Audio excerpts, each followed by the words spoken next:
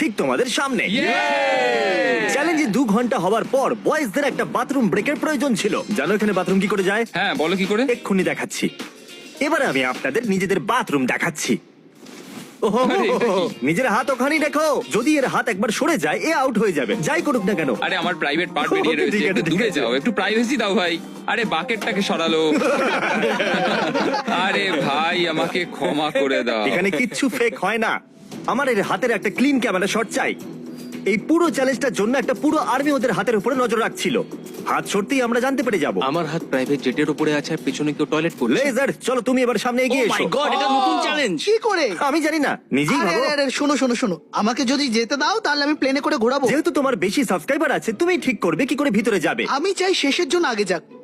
আহা, এই সত্যি খুব নিষ্ঠুর। আমি কার্পেটে আছি। এটা খুবই ফানি, তাই না তারি? এটা দারুণ। ও হামাগুড়ি দিয়ে আমাকে আসছে। যেতে দাও, যেতে দাও। ক্ষমা করো, কিন্তু খেলা এবার সিরিয়াস হয়ে গেছে। ওয়াহাহা। আমার মনে হচ্ছে আমাকে এবার রিস্ক নিতে হবে।